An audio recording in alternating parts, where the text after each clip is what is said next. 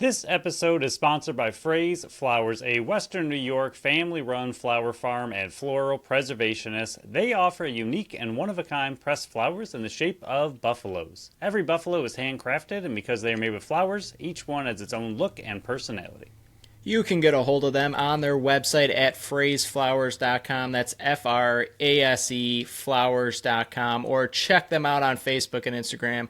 Bring more joy and color into your life at Phrase Flowers.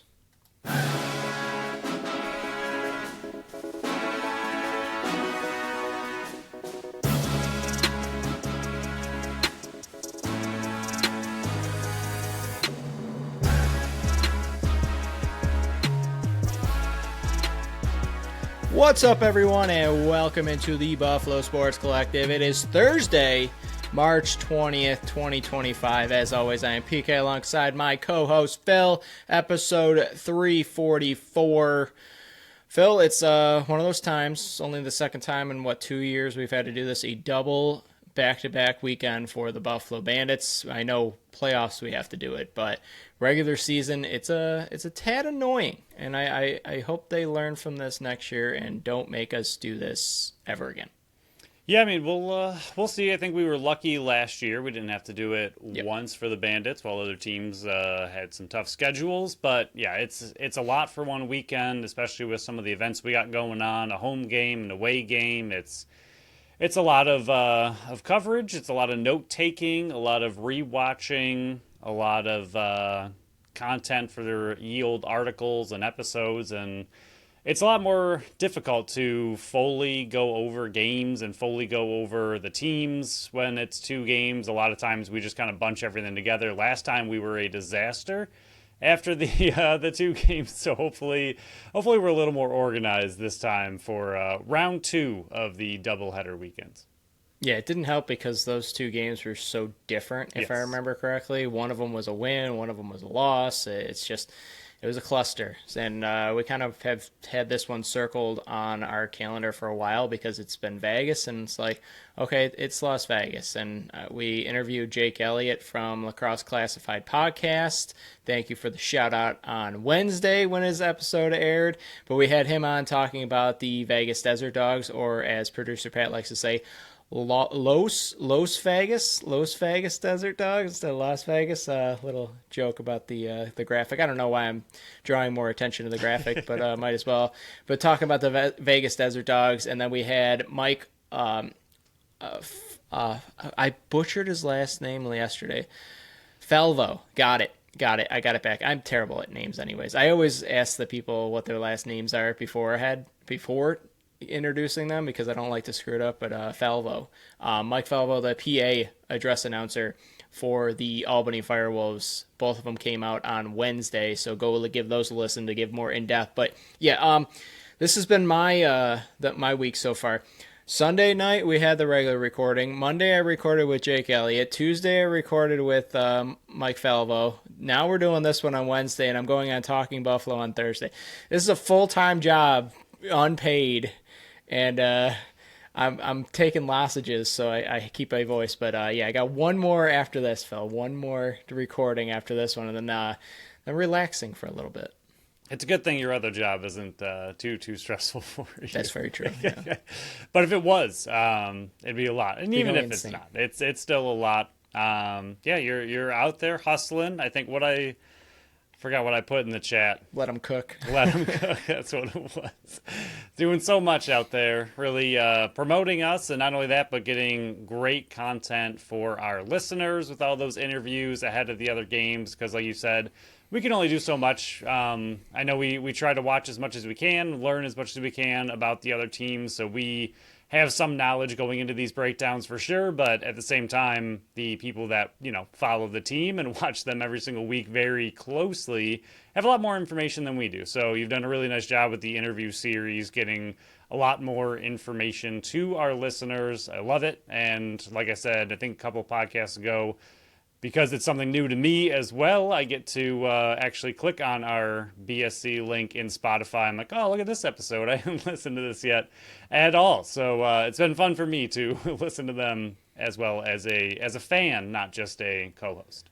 Yeah, I'm very interested and excited for when you get your series going that you've been working on behind the scenes as well. I guess I'm putting a little pressure on you. You are, which is fair. I need it.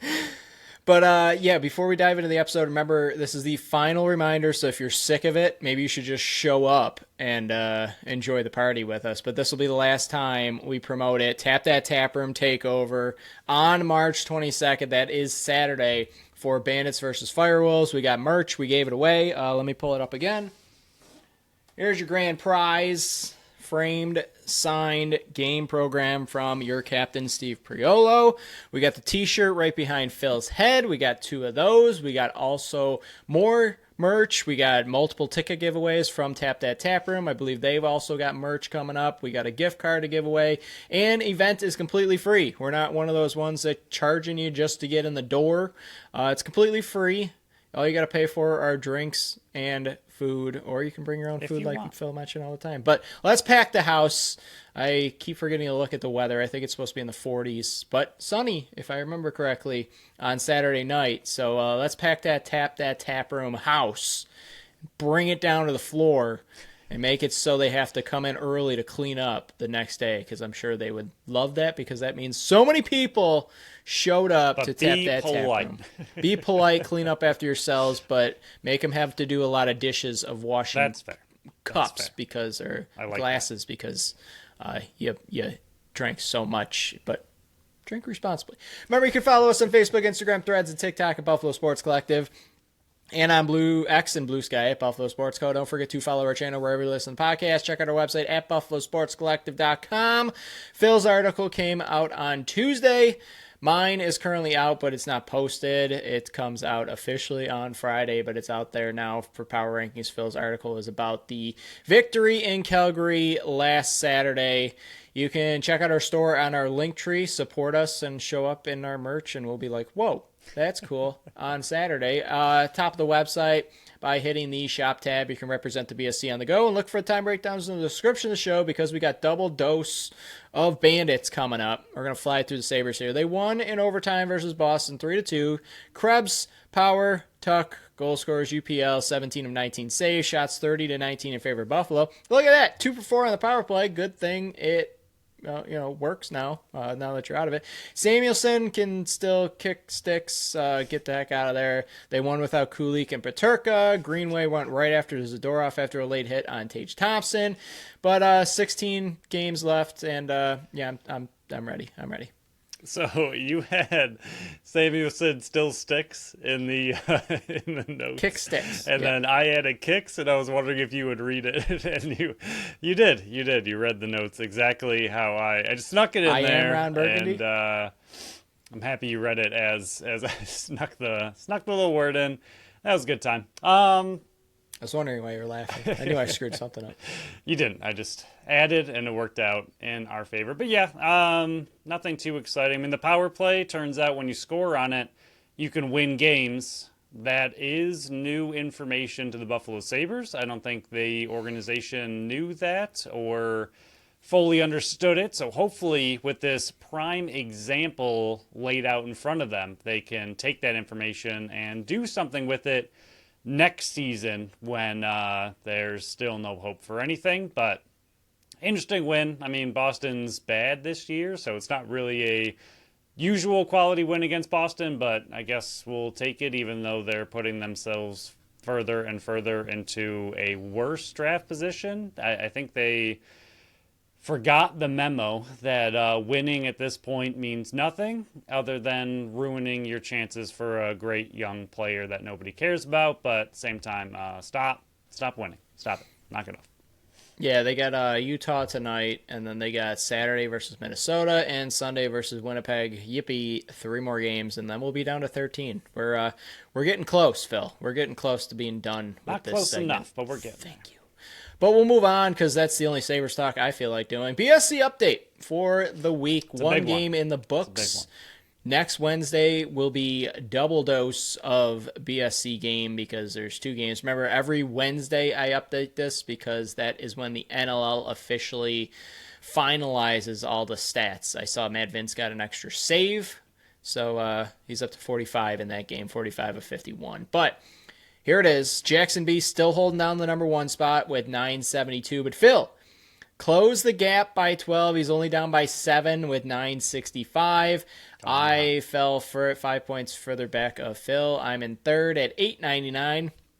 Kim D is holding down the 4 spot at 883. Tim K still in 5th, 867. My wife Brooke up 6th place, 853. Stacy K moves up 2 spots though to the number 7 spot, 825. Janelle L falls down 1 to 820, or down to 8th spot with 820. And then a double tie. It's double dose of everything this show, Phil. 9th place is tied with Chris M, who is up 1 spot, and John B, new to the top 10, tied with Chris M for 9th. Producer Pat falls 1 more spot. He's been slowly reducing by 1 each week. He's down to 17th with 759. And the biggest riser this week is right behind Producer Pat. Up 3 spots, Juliet B, up to 18th. Yeah, Jackson B, I am coming for you. As long as Dawson continues to get 7+ block shots a game, I think I'm in pretty good shape. One off the record. And Farrell continues to struggle, which I think he'll do great against Vegas. And then he might struggle against Albany, so I might be able to sneak up there still. And congrats to John B, entering the top 10 for the first time. That's really exciting. That is, it's fun to get some movement. I feel like we haven't seen a lot of big movement since the beginning, especially because the roster has finally settled down quite a bit. So there hasn't been as many call-ups and send-downs and practice squads and all this kind of stuff. So I think everything's kind of leveling out a little bit, but some movement here and there is nice to see. Brooke well ahead of producer Pat, and I'm sure she is loving that. Yeah. She checks it every Wednesday when I give her, hey, the update's there. I don't tell her what position she's in and what it does. I make her go to the website for the clicks. I like it. Yeah. Make her earn genius of me right there. Yeah. We have more downloads and everything. But, we'll start diving into the previews because we got tons to go over here. But it is Buffalo versus Vegas. But Buffalo does have a chance, and we just got the media release today in our emails. If Buffalo does win this game versus Vegas, they will be officially the title winners of the Tucker Cup. It will be in the building. There will be a ceremony after the game. Very excited to see that. I'm very excited to see the trophy in person because that thing looks awesome. And then they can just sweep the whole tournament on Saturday if they beat Albany. That will just be even better. But another trophy for the cabinets of the Buffalo Bandits. Excited to see that go down. And if Buffalo can take down Vegas, we're going to see it firsthand, Phil. Yeah, I mean, they had the last championship trophy of the old style. They have the first one of the new style, and they might as well add the first Tucker Out Lymphoma Cup to it as well. I mean, like you said, keep adding to the cabinet. Love it. Maybe bring it to Albany if you win it, and then even if you lose in Albany, you can still be, well, we're keeping the trophy, so just no matter what, it's a win-win situation. You got something to rub in their face either way, but should be fun. And like you said, should be a nice little ceremony if they do get it. Hopefully there's some interesting things to happen. And at the same time, it'll be nice that it's in Buffalo to win it. I think it'd be awkward a little bit if it was in Albany and they lost that one. And Albany won it. I mean, if Albany won, it'd be good. If Buffalo won it in Albany, that'd be slightly awkward. But at the same time, should be a good time. But yeah, really excited to see what that is going to be all about. Yeah, hopefully more teams next year join this kind of I don't know idea. why. So do you remember I don't know if it was 2 years ago that they did like the North Cup? Or it was like the Canadian teams only cup? Do you rememher that one at all? No, but we're also south of the border, so that might the Bandits were not involved in it, but I think there was another cup that they did like the Canadian teams only, whoever had the best record within themselves amongst themselves, and I think it was like a one-off thing, like it was a 1 year or something kind of interesting. I was like, that's a bummer because the Bandits aren't involved in it at all, but I think they did it once and then just never brought it back. So hopefully, like you just said, this sticks around and adds more teams to it next year. Hopefully it keeps expanding. Hopefully it's not a one and done tournament is what I'm trying to get at. Yeah, a lot of people, a lot of content creators and podcasters out there have said that they want pretty much all the teams in the league to at least have one Tucker Out Lymphoma night. And I think this is a cause that all the teams can get behind. And I understand why it's just these three. You got Dyson, who was Tucker's brother on Albany. You have Sean Williams, who was Tucker's dad on Vegas. And then Buffalo, who kind of started the whole Tucker out lymphoma night with Scott Loeffler and the rest of the Bandits organization. That's why they're involved. So I just hope that next year it can kind of expand to more teams and just have a fun tournament within the game that's also promoting a great cause. But we'll dive into Buffalo versus Vegas now. It is Vegas's first trip to Buffalo in their history. Buffalo's coming in 10-2, Vegas 3-11. Their first game, well, this is the first game, but it's also rock your socks to the game throughout the day, and it's to spread awareness for Down syndrome. And Chris Swenson, the PA address announcer for the Buffalo Bandits, kind of tweeted out. We retweeted it. It's kind of making its wave around right now. But the point is to wear something that kind of stands out so people ask you about them, and then you can tell them that it's World Down Syndrome Day. It's just to bring more awareness. So on top of mental health awareness game, it's on top of the Tucker Out Lymphoma Cup that could be awarded. It's also World Down Syndrome Day. So wear those crazy socks or bright colored socks. That's kind of why they're saying rock your socks. So I will be in the socks that I typically wear for a wedding that are kind of out there on one foot, and then kind of weird sock on the other foot as well. So hopefully the whole KeyBank Center can rock your socks and kind of make a good awareness for this incentive, or for this great cause that's going around out there.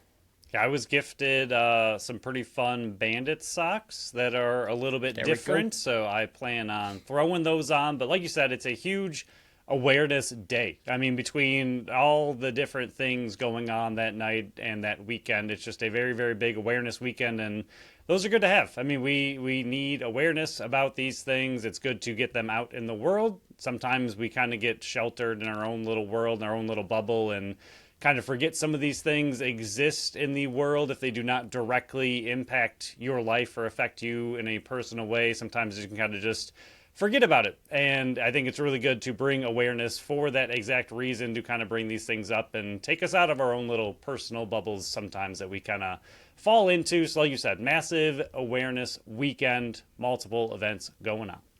Well said, well said. Buffalo coming in first in the league in goals for, 13.83. Vegas is down in 11th, 10.47.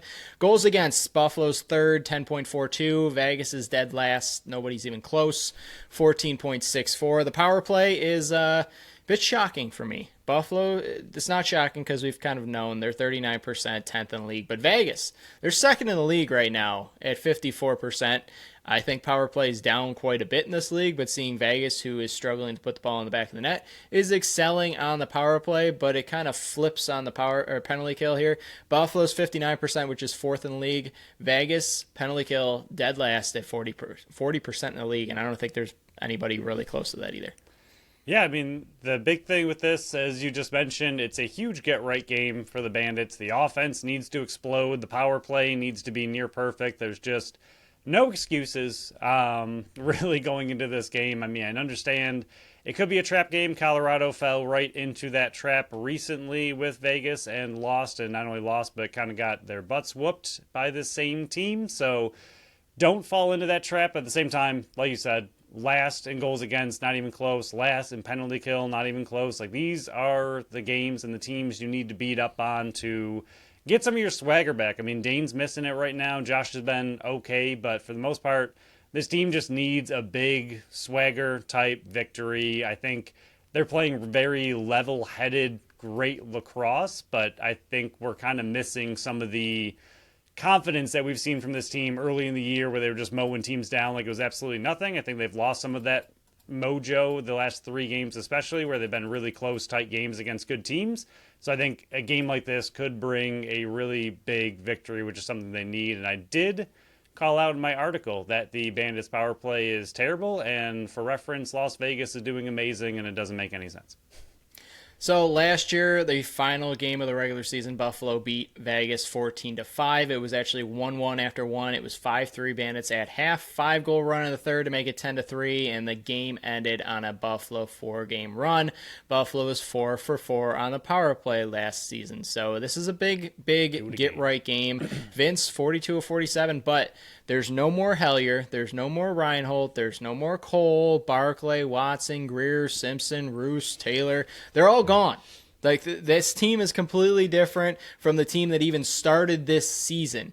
You had Casey Jackson, who's still there, Jack Hanna's still there, Connor Kirst is still there, and Landon Kells was in net as well. So really, of the big name players, only 4 return from last year's game at this point. So this is, I'm not even calling it a trap game. This is a game that you can play to work out the kinks of this offense, of the power play on the back end. I think this is a good time to be getting Las Vegas. I'm not trying to take them lightly whatsoever. Even Jake Elliott said, even if Vegas has a perfect game, who knows if they can actually beat Buffalo. But I think this is a perfect time to be facing a team like Vegas where you can get your offense right, get your power play right, and integrate these guys on the back end a little bit more, push Ian McKay back up to the front where he's supposed to be, getting Zach Belter back into the lineup on the back end, and you can see the second game of Ron John and Kyle Mantisse back there. So I think this is a perfect time to integrate and work on the things that need to be worked on ahead of your Saturday game versus Albany, who's on a heater right now.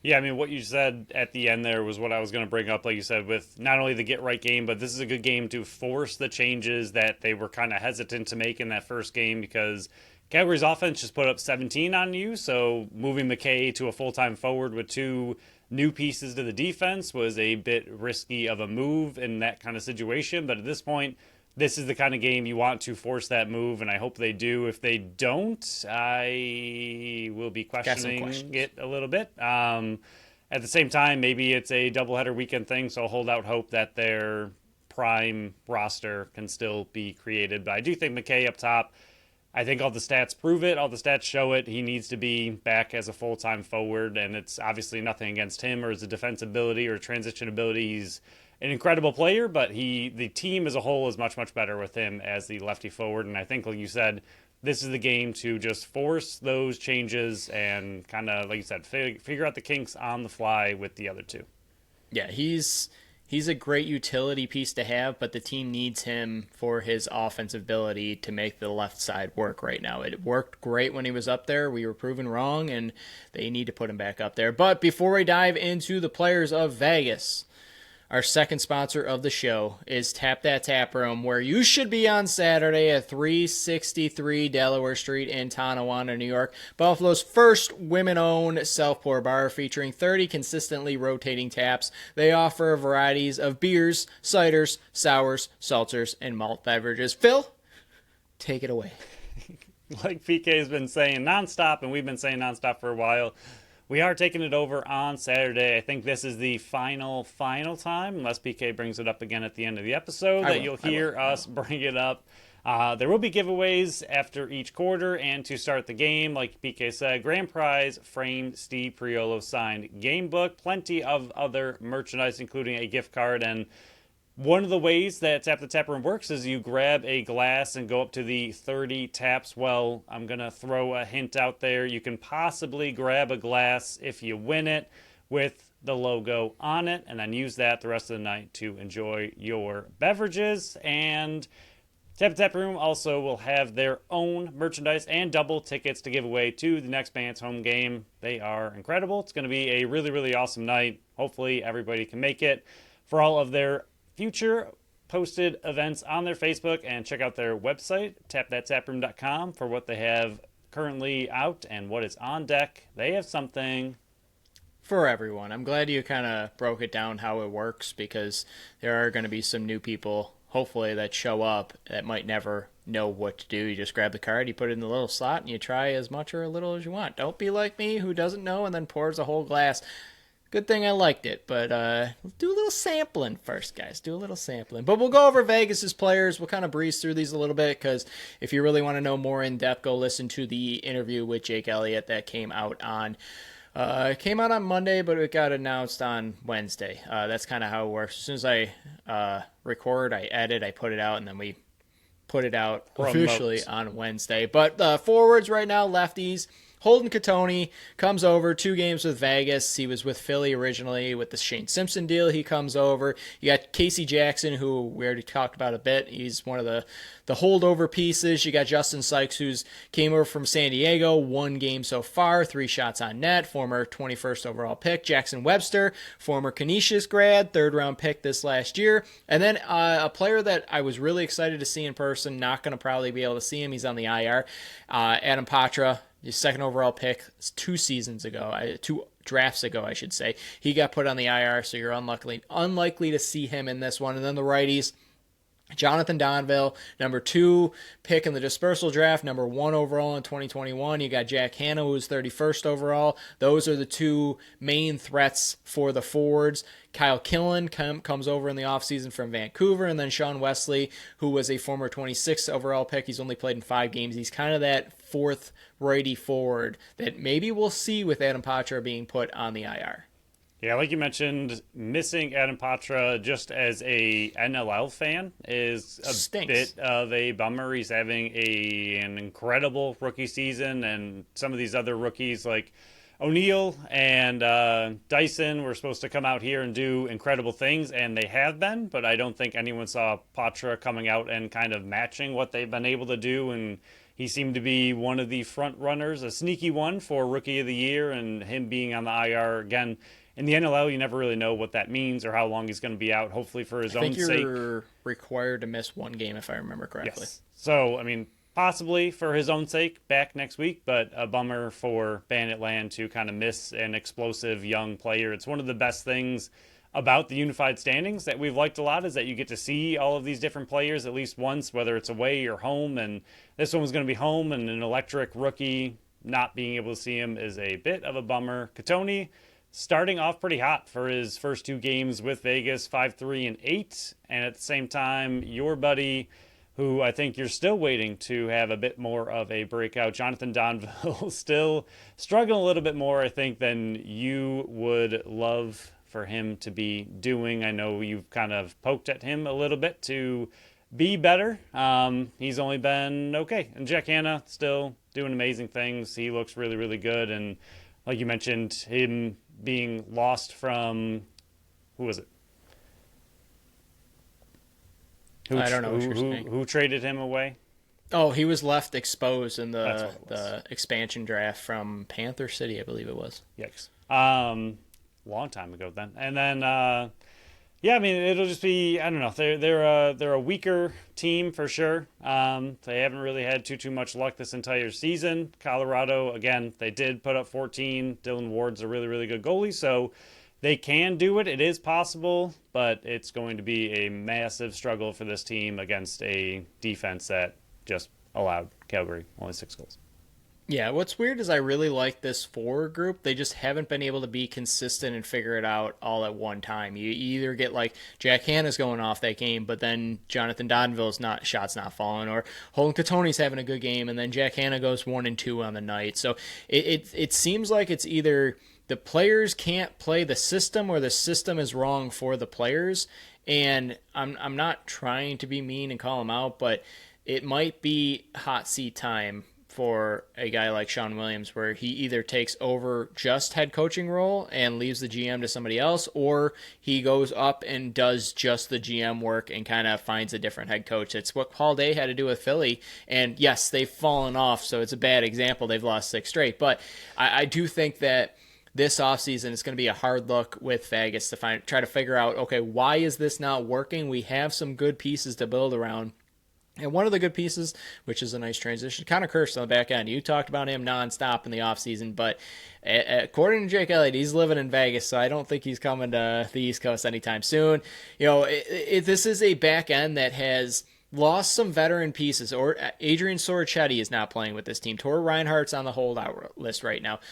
You traded Shane Simpson. You moved James Barclay. So this back end is, I don't want to say it's extremely young, but a lot of the veteran pieces that were there last year are no longer there, and it's kind of exposing the Landon Kells in net, which I think Landon Kells has showed spurts of being very, very solid. You saw it a few times where he's held, I think it was Halifax under 10 goals. He just held, you mentioned it already, Colorado to 7 goals when they still had Eli McLaughlin. So I think Landon Kells has a bit of bad luck on his side with the defense that's in front of him, but also he kind of does it to himself when you're looking at the save percentage, which is down at 74%. You got Justin Getty who's behind him. He's not much better. It's 72%. I know he kind of came into this season with an injury, so he got a late start into February, but this is a group that you can't take lightly in the transition game with Kirst and Goodwin, but it's also a team that you should be able to expose and work on your offense in this game. If they do not put up 14 goals on Las Vegas, and I'm not even trying to be mean, I'm not trying to be a homer or anything like this.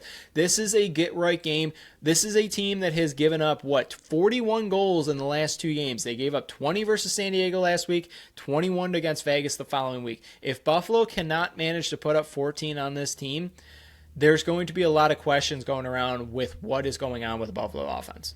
And at the same time, we've already mentioned it quite a bit, but it's very strange. So Colorado, they won 14-7. They look pretty decent in that game. And then Halifax, you lose 9-5. But still, Halifax just torched the Rush for 21. And you only allowed, like you said, 9 goals. Yes, their offense fell ridiculously flat, only scoring 5. But those 2 games for a team that was just kind of either A, trying to stay in the playoff hunt at all, or B, just trying to build some momentum next season, both of those games look pretty good. You're like, okay, we beat Colorado, was a good team, hung in there-ish against Halifax, who at the time was red hot and one of the best teams in the league, still are now.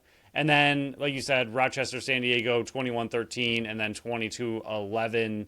Just strange. Like, I feel like it's a team that you don't want to take lightly because of, just 2 games ago, they were hanging up there with the best in the league, and then the last 2 games have just been demolished. So, I mean, the Bandits are the number 1 team in the league. They should, in theory, have no trouble with this team at all. But at the same time, they've put up some competitive games in recent memory. It's not like they did it, one of the first games of the season and we're going all the way back. It was just 3 games ago that they had a pretty good game against Halifax. So it's not a team that you really want to take lightly, but at the same time, like you said, 41 against, and Kells is not looking great, but like you said, the team in front of him, the defense in front of him, very hit or miss. I mean, David Brock, one of our favorite players, still hanging on there. Connor Kierst is truly one of my favorite players in the entire league. He's having a really solid season for himself. And then Goodwin was someone that you and I talked about very briefly for a trade deadline acquisition for the Buffalo Bandits. He's got everything that they're kind of looking for, and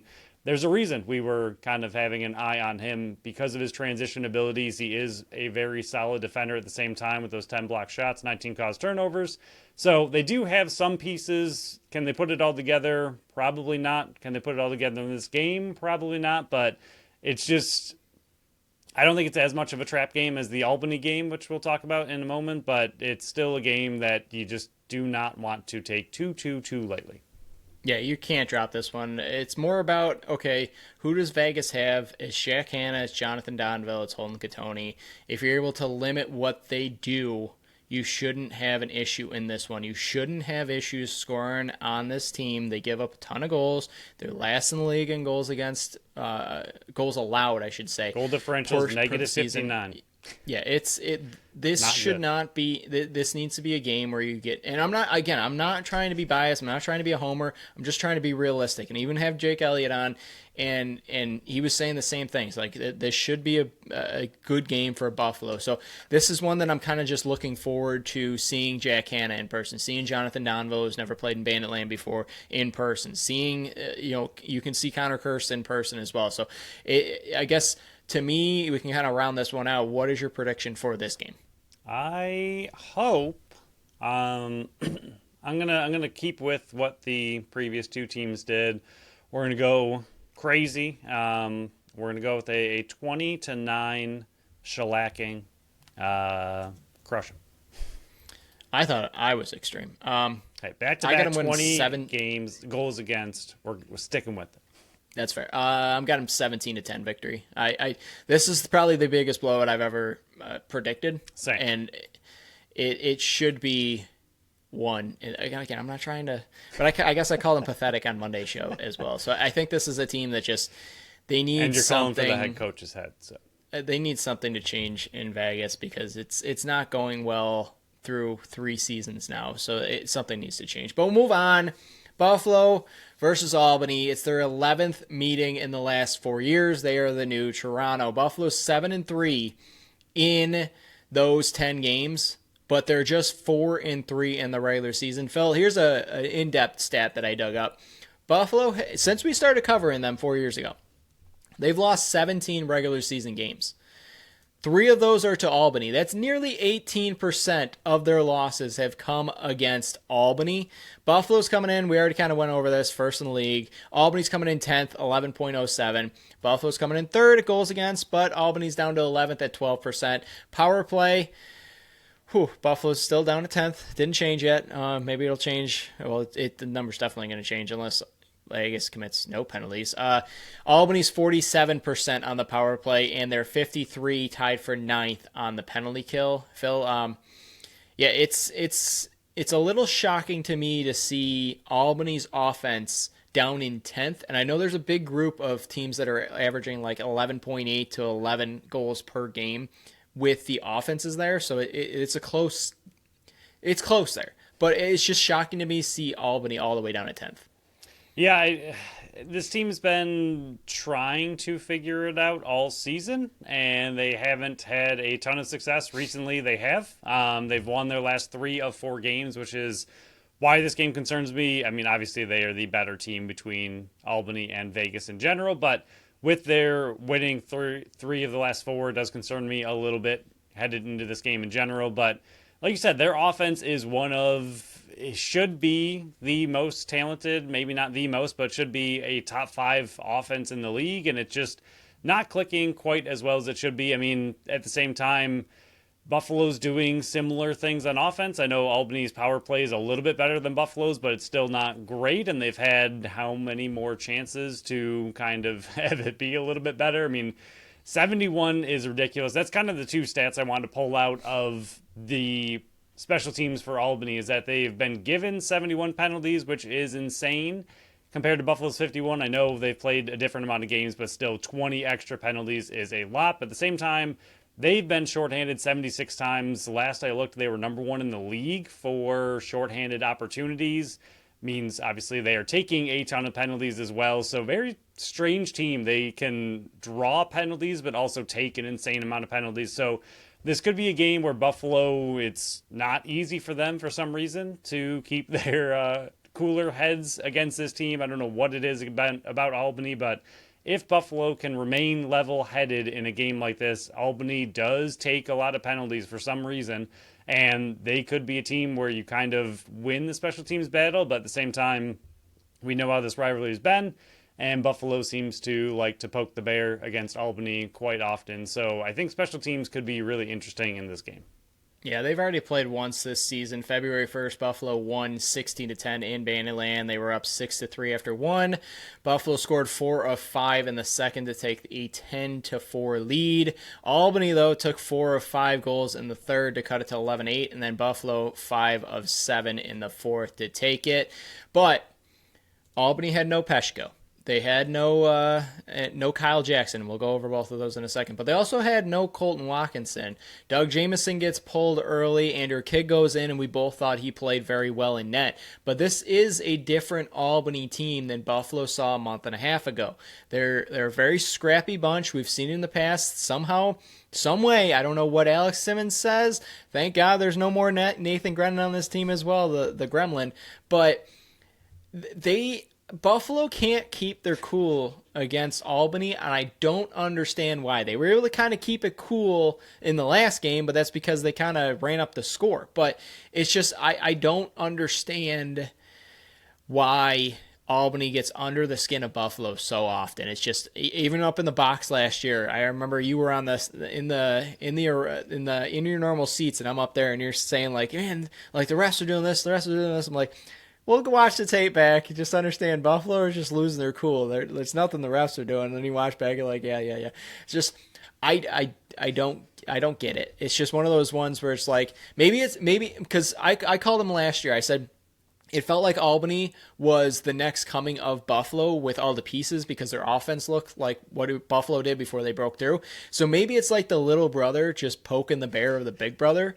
And like I've got a younger brother who does it all the time, but except I'm kind of like the younger brother in that situation where I poke the bear. But it's just like you kind of get sick of it after a while, and then you it's always the second man, Phil. It's always the second man gets caught. Yeah, in the first game this year, like you said, 16-10 win, but Albany was 4 of 9 on the power play. Yeah. That's ridiculous. And Buffalo themselves was 3 for 5. So both teams combined for 14 shorthanded opportunities, and Buffalo had 9 against them. Remain cool. Don't do that. I mean, that is literally over a full quarter of shorthanded opportunity, and it's they made it work, but it's not easy to win a game when you're down a guy for an entire quarter. Just be cool. Just be cool this time when you play each other. It's what was it, the Office one where they all get the handguns? So all relax here, guys. Let's all relax. But let's relax and enjoy our third sponsor of the show, the Totally Buffalo Store. Their mission is to celebrate all things Buffalo with over 100 local artisans. They're your place to go, whether you need a gift for a friend or just want to be selfish and grab something for yourself. They offer 3 locations: 3328 Sheridan Drive in Amherst for the Middle Towns, 3459 Amelia Drive in Orchard Park for the South Towns, and 467 Center Street in Lewiston for the North Towns. Let me ask you a question here, Phil. Are you a shower or a bath guy? This is oddly personal. Showers 99% of the time, baths 1%.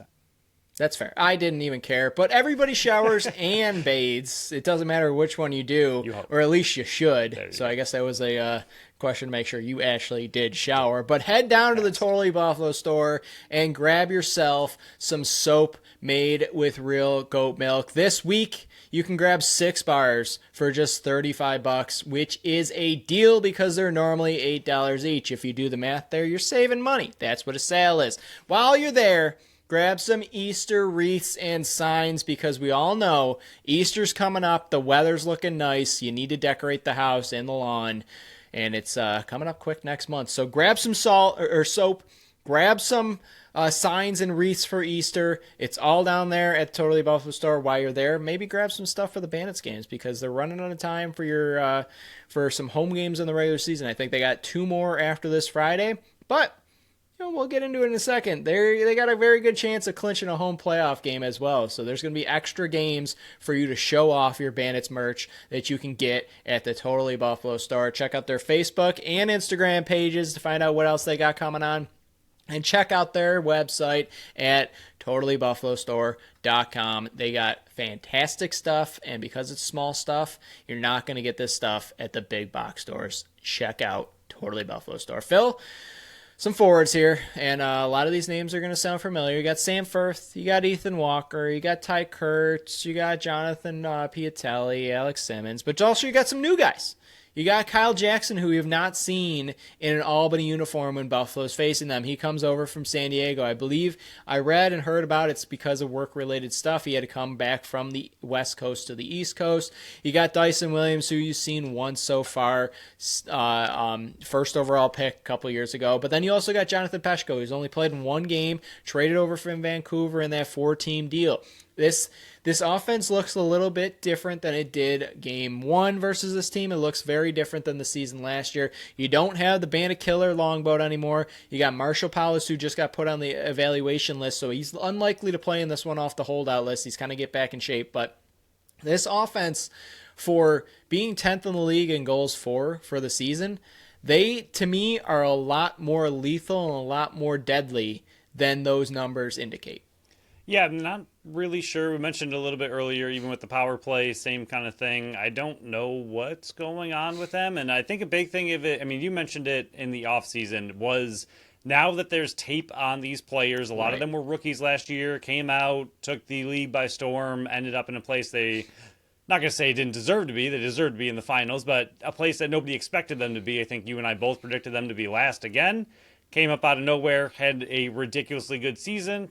But because of that, then there was tape on these players. There was more information on the team as a whole, how their offense works, how they kind of pass, how they shoot, how everything kind of goes. And I think because of that, their team is struggling to kind of counterpunch the league coming up with strategies to knock their offense down a bit. And I think that's really shown throughout this season that they just do not have an answer for what the league's kind of come at them. Now, they're not horrible by any means. They're still a really good offense. And yes, their players are still ridiculously talented. They'll figure it out at some point. It doesn't look like it's going to be this season, but a lot of their players are still really, really good. And it's going to be, even with the tape on what they have on Buffalo in the first game, like, can they finally figure out just a counter to what the NLL is throwing at them? I don't know if they'll be able to put it together this year, especially like you just mentioned. Kyle Jackson and Peshko both 2 games in, 1 game in, so I don't know if this is really the time to be mixing in new players to an offense that is struggling a little bit with a ridiculous amount of talent. But at some point they'll put it together. Hopefully it's not this game against Buffalo, but they do have a very, very talented offense, and hopefully, again, it stays down for one more game, but it's an offense that can easily put up 14-15 if they're having a really, really good game. Yeah, as soon as Dyson figures out this game a little bit more and gets that goal-scoring touch he's used to, then you got Simmons and Kurtz on one side, you got Kyle Jackson, Ethan Walker, and Dyson Williams on the other, and then you mix in a Jonathan Peshko as well. So once this team gets a little bit more balanced righty-lefty, more established righty-lefty, they're going to be absolutely dangerous. I said that they're going to be a dynasty in the making, and I still believe that they're still one of the youngest teams in the entire league, if not the youngest. So we'll look at the defense in transition. Patrick Kosak's still back there. I really still like his game. Will Johansson, he's another player that I don't think is getting enough credit and enough recognition for a rookie season that he's having. He was out all last year during his official rookie season, so this is like his second year in the league, but it's really his rookie season. But he's 10th in the league in loose balls. Not for rookies. The entire league. He's not a face-off man either. 13 caused turnovers as well. He's shooting nearly 39%. So he's dangerous. He's only got 5 goals, only taken 13 shots. But those shots that he's taken are going in. Colton Watkinson's going to be playing this one. Joe Nardella's here. Nick Chikowski. But the biggest thing on this back end that's really hurt them is they've had John Wagner, who's been out nonstop. Who knows if he's even going to be back this season? He's only played in 2 games, and Jackson Nishimura's only played in 6. So what has hurt this team the most is the inconsistencies on the back end because the players are interchanging so much because of the injury. You had Volkov, who's missed 2 games. You had Chikowski, Volkov's missed 3 games. Chikowski's missed 2 games. Watkinson's missed 4 games. So it's the injuries on the back end, to me, has played a massive role of why they're sitting 5-9. I think this team, in my humble opinion, is a lot better than the 5-9 record they have. Early in the season, I believe 4 of their first 6 games were decided by 1 goal. This team could be a over 500 team looking for a home playoff game if the ball went in their favor. So I strongly urge Bandits fans not to take this team lightly just looking at the record and, hey, we've beat them by 6 goals earlier. It's a very different team playing at a very high level right now. Yeah, 3 of their first 5 games were lost in overtime. So yeah, it only takes that much. I mean, I think Toronto was the same way before their monstrous fire sale. They also lost a lot of close games, and they could be looking at a different season as well. But I think the defense, it's like you said, it's a lot of mix of young and old, but the veteran players weren't really there for a lot of it. Like you mentioned, Watkinson was missing for quite a bit, and it doesn't take much on the back end, especially we've seen it for the Bandits quite often. It's 1 or 2 injuries, and it throws off the entire back end. Like, it really does not take much, back end or offense. I mean, 1 or 2 big injuries to either side if you're not a team that has an insane amount of depth like the Bandits do. A lot of teams don't have the same depth, and I think people kind of forget or kind of maybe assume that everyone is as deep as the Bandits. They don't have, I mean, yes, they have next man up opportunities, but the next man up might not be at the level of a Bandits depth player, whereas these guys, the next man up just isn't going to be it. And like you said, with them being one of the youngest teams out there, when you lose a veteran player, it kind of throws a bigger wrench than it would. Like, if the Bandits lost a veteran player, they're a ridiculously veteran stacked team. It really wouldn't make a difference from that aspect of it. But when a young team loses that veteran piece that can possibly hold the entire defense together, when that's gone, it is a much bigger detriment to the team. And I know you just mentioned Will Johansson with his 5 goals, and I'm leading too far into the fun stat I was going to poke at you. But outside of McKay, who do you think leads in transition for the Bandits in goals? I believe it is Nick Weiss. It is Nick Weiss. And how many goals do you think he has? I think he has 3 or 4. He has 5. So that was close. I would think of Nick Weiss as a decent goal-scoring transition player. Not an elite transition player, but he comes up in big moments and scores goals. Will Johansson has the same 5 goals on the season. So, like, when you bring a player up like that, other fans might be like, 5 goals is absolutely nothing. That doesn't mean anything. Yeah. It can mean something very quickly, especially a transition goal. I mean, we've seen Nick Weiss, again, have those really, really big moment goals in transition. If you have the opportunity, whatever it is in the middle of a game where a transition goal can throw something off, either stop a run or continue something on, continue a run, make a bigger spread right at halftime, whatever it is, one of those 5 goals that he has, or one of the 5 goals that Nick Weiss has on the year, can turn into a really, really big goal. So even though it's only 5, it doesn't sound like a lot. All it takes in transition is that one goal to make a big difference in a close game. So we don't have to talk too much about him because everybody knows him, but Dougie and net, I expect a better out than you saw game 1 versus him. Although he's got an 11.54 goals against average, a lot of those you can kind of blame on the defense. You look at the save percentage, 79%. That's really good in the NLL. I mean, the leader right now is at 81, I believe, if it's not 80. So you're looking at it right now, he's making those big time saves, and as of late, they're a very solid team. Like, I'm not discounting this team whatsoever, and Doug Jamieson has come up big. I don't know exactly what it was to start of the season. I don't know if it's the late run in the NLL. I don't know if it's the late run for the MSL when they went to the I think it was the Man Cup, if I'm correct. Man Cup or Minto, I always confuse those two. For Six Nations, for the Six Nations. And then you had him playing in Utica at the World's Championship. So he's played a ton of lacrosse. So maybe it's just the wear and tear early in the season, adjusting to it and get back into it. But he's bounced back very well. And he can steal some games. Like, he's not... And you're not going to have all of Banditland yelling that you suck. So there's that. Yeah, I mean, they did get the... advantage of playing Philly twice recently, and those were 2 of the better games. 6 goals against, 10 goals against, and then only 10 goals against Georgia, who their offense should be better than it is. I really don't understand that team, and I never will. But Rochester did put up 14 pretty recently against them. Before that, it was 17, 16, and 18, so it's definitely a mixed bag, but at the same time, like you said, some of those injuries have come back, especially Watkinson. He can make a really, really big impact on defense, especially for a goaltender. When you have that veteran player in front of you, it kind of settles the entire defense down, so that really helps a goalie as well, and especially with communication out there on the field. So we'll see. Like you said, he's definitely a player that when he's on, he can steal a game, and he can be the reason that you lose. So if he's having a really, really good game, that could be a really close loss, and obviously not something you want to see if you're a Bandits fan, but he is definitely the type of goalie, and he's coming off, I mean, not that long ago was he the goaltender of the year as well, so he definitely has it in him to steal a game. Like you said, 79% save percentage is really good. It's about the benchmark you want for a really good goalie is 79 and up. Up is not that many people. Like you said, 80 and 81 is anything in the 80s is ridiculous for an NLL goalie. I think 78, 79 is pretty solid. 77 and below's where you're starting to get a little more average, but he can absolutely steal a game, and it's a game that I know we're going to get to our prediction in a moment, but it's a game that you just do not want to overlook. Like this entire weekend, the Bandits, in theory, should come out of this 2-0. I mean, in theory, they shouldn't lose any games. They're the number 1 team for a reason, and they just showed it again, but this is going to be a really difficult game to win, especially after playing one the night before.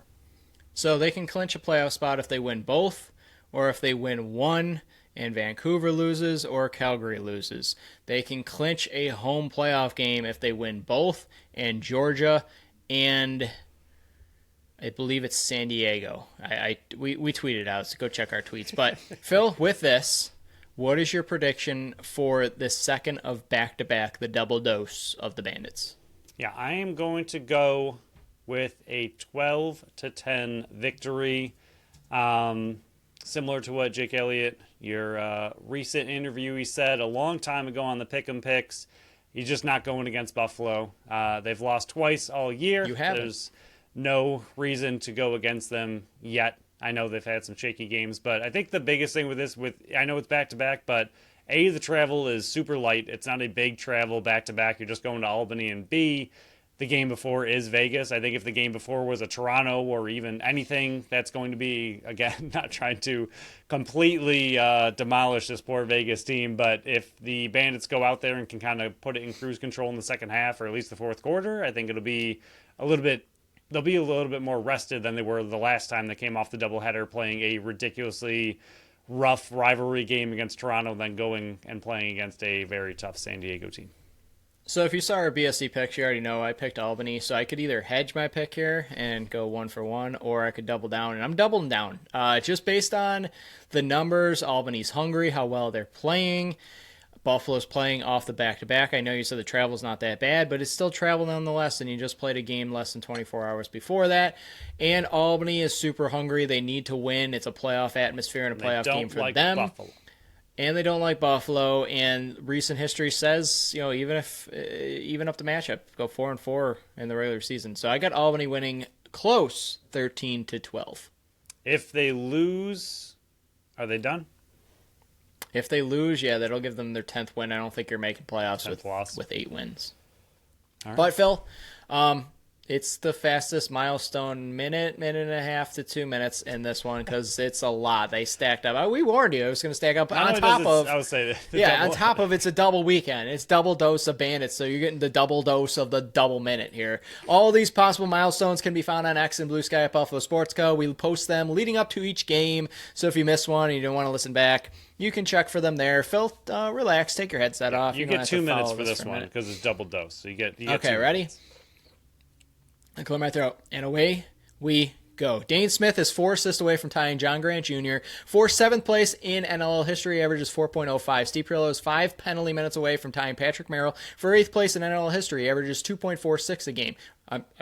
A game. If Paul Dawson plays in both games this weekend, he will pass Mike Poulin for 6th place in games played and tie Brody Merrill for 5th place with 280. Dane Smith is 12 points away from tying Dane Dobie for 9th place in NLL history, averages 6.15 a game. But asterisk, Dane Dobie plays this weekend. Ian McKay is 4 points away from setting a new career high in points. Nick Weiss is 2 caused turnovers away from setting a new career high. Chase Frazier is 7 assists away from setting a new career high. And Cam Wires is 9 loose balls away from setting a new career high. Paul Dawson is still 1 point away from 100 for his career. He averages .36 a game. Nanakoke is 3 goals away from 100 for his career. He averages 1.65 a game. Kyle Matisse is 11 loose balls away from 900 for his career. He averages 4.61. Matt Vince is 77 saves away from 11,000 for his career. He averages 36.78 a game for his career. Ian, I'm dying over here, Phil. If Dane Smith plays in both games this weekend, he will pass Billy D. Smith for 5th place in all-time for Buffalo Bandits.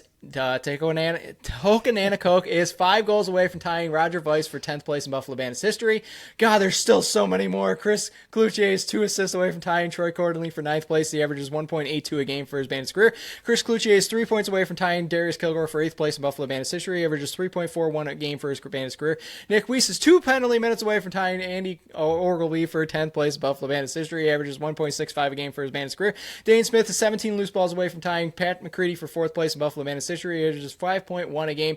Ian McKay is 9 loose balls away from passing Tevin Brownell for 9th place in Buffalo Bandits history. He averages 6.72 a game. Connor Farrell is 28 faceoffs away from passing Nick Weiss for 7th place in Buffalo Bandits history. He averages 28.16 a game for his career. Dane Smith is 2 assists away from passing himself for 5th place in a single Bandits season with set in 2019. He is 13 away from tying Josh Byrne for 4th place with 82 set in 2024. 2 more.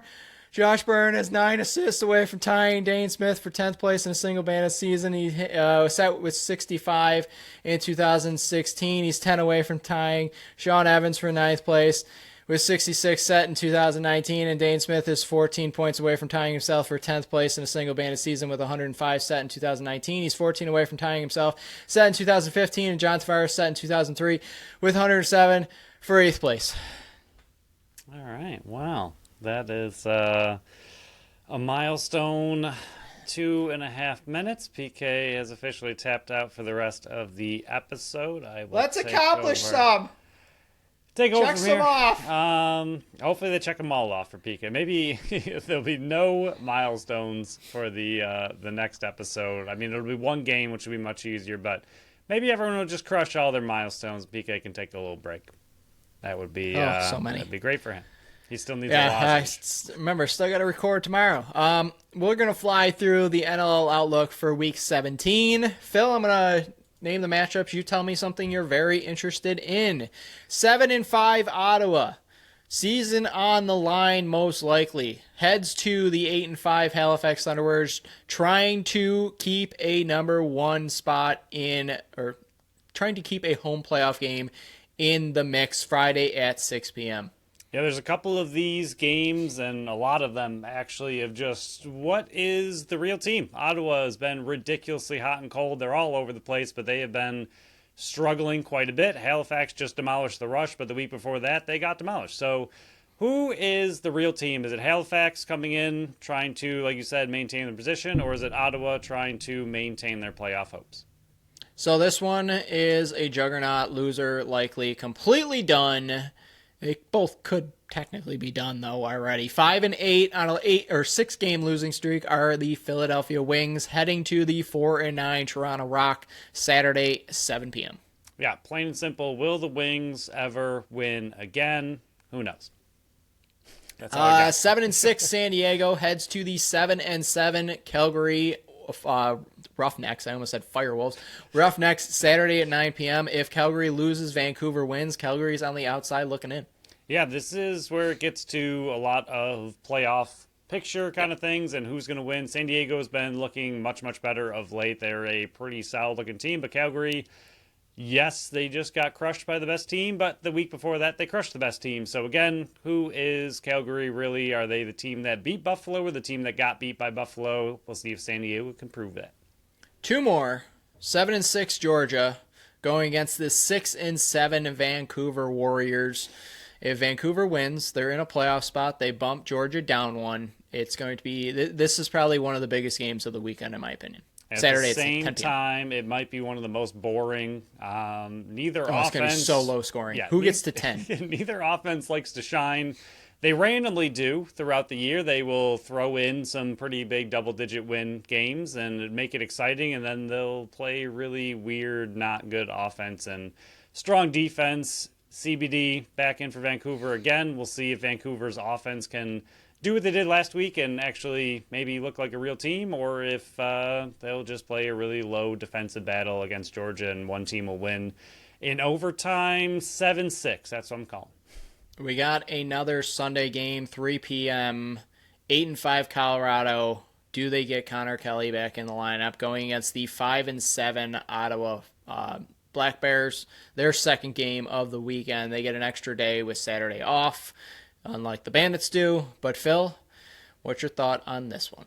Yeah, I think Connor Kelly in Colorado, I don't think they want him back because they play really, really well with no offense whatsoever. Obviously, they want him back for their team. He's really, really good, but they seem to play better when none of their stars are in the lineup for some reason. They're very strange. But again, this is a gigantic weekend for Ottawa. Not only are their playoff hopes on the line, but they're playing two top teams in the league in Halifax and Colorado, and both Halifax and Colorado obviously looking for the win to continue their push up the playoff standings and trying to get a home game for themselves down the line. So this is a massive, massive week for Ottawa. We'll see what they are. I think this is the test. I'm over it after this. I mean, if they split it 1-1, I think the jury will still be out a little bit. But if they lose both of these, I'm over Ottawa. I'm kind of over them in general. But I think this is a massive weekend for them. Obviously, not only for the playoff hopes, but just to figure out what they are. I mean, can they actually hang with two potential playoff teams? Yeah, just a few more weeks in the regular season for the NLL. But that wraps up this episode. Phil, anything else to add before we shut it down and get ready for Double Dose Bandits and our Bandits takeover of Tap That Tap Room?